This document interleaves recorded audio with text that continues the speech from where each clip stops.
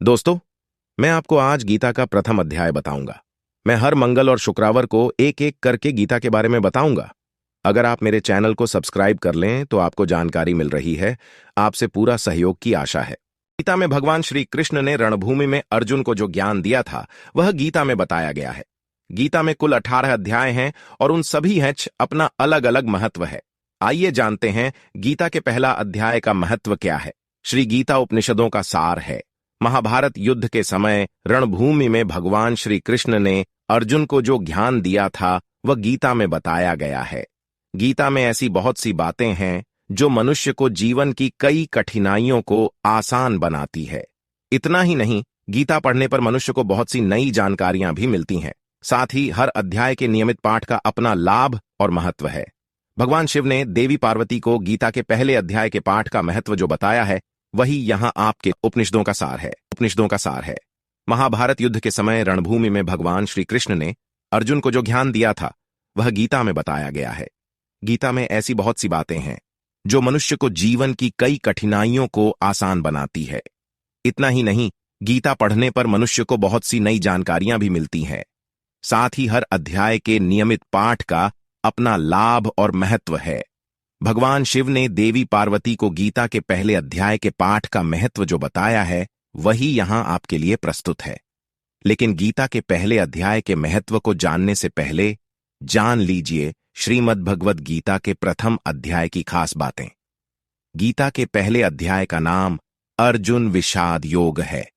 इस अध्याय में कुरुक्षेत्र के मैदान में उपस्थित बंधुओं और संबंधियों को सामने देखकर अर्जुन के मन में उठे विषाद और मनस्थिति का वर्णन किया गया है, जिसे संजय धृतराष्ट्र को बताते हैं का महत्व।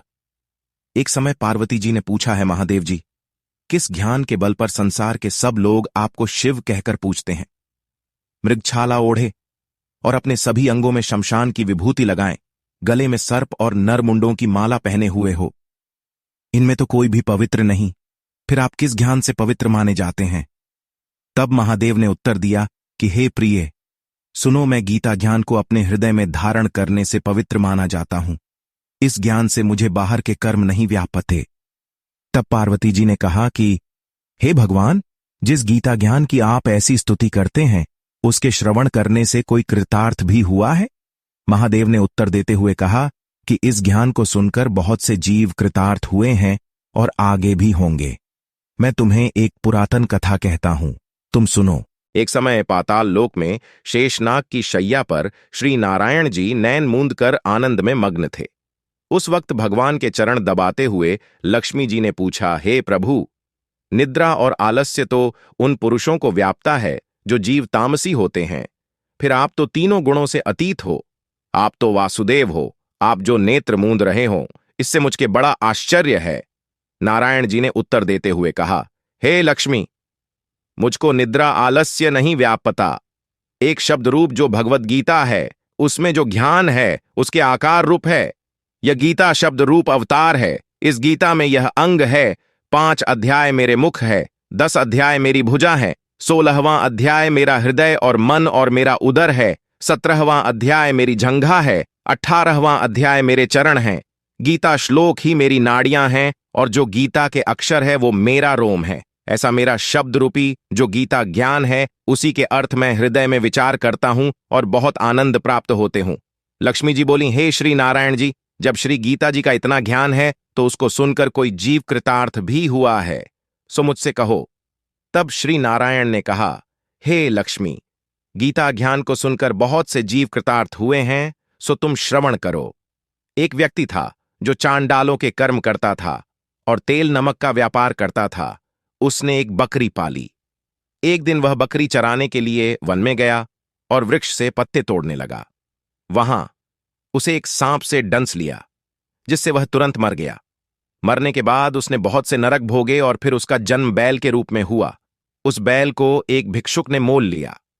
वह भिक्षुक उस पर चढ़कर सारे दिन मांगता फिरे। जो कुछ भिक्षा मांगकर लाता वह उसे अपने परिवार के साथ मिलकर खाता और वो बैल सारी रात द्वार पर खड़ा रहता। उसके खाने पीने का भी कोई ख्याल नहीं करता था और सुबह होते ही बैल पर चढ़कर फिर मांगने निकल जाता। जब बहुत दिन हो गए तो वह बैल भूख से गिर गया, लेकिन उसके प्राण नहीं निकले। नगर के लोगों ने देखा और उस बैल को कोई तीर्थ का फल दे तो कोई व्रत का फल दें, तब भी उस बैल के प्राण नहीं छूटे। एक दिन गणिका आई। उसने लोगों से पूछा, ये कैसी भीड़ है? तो उन्होंने कहा कि इसके प्राण नहीं निकलते, अनेक पुण्यों का फल दे रहे हैं तो भी इसकी मुक्ति नहीं होती। तब गणिका ने कहा कि मैंने जो कर्म किया है उसका फल मैंने इस बैल को दिया है। इतना कहते ही बैल की मुक्ति हो गई। तब बैल ने एक ब्राह्मण के घर जन्म लिया।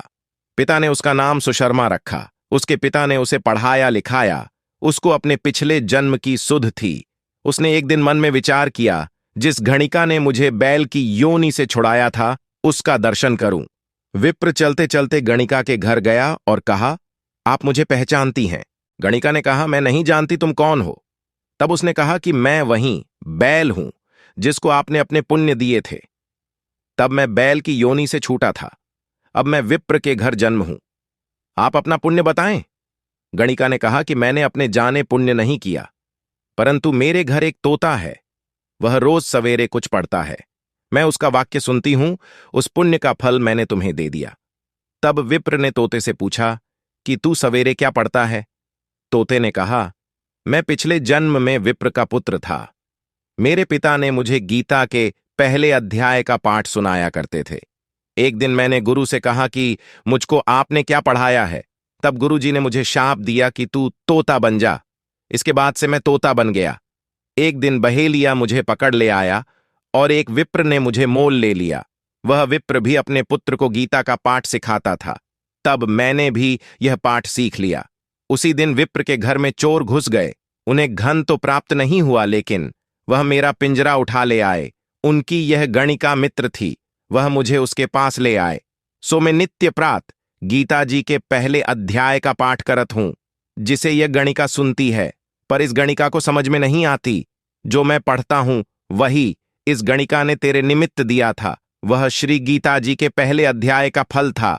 तब विप्र ने कहा कि हे तोते, तू भी विप्र है, मेरे आशीर्वाद से तेरा कल्याण हो। सो हे लक्ष्मी। विप्र के इतना कहते ही वह तोता भी मुक्ति को प्राप्त हो गया।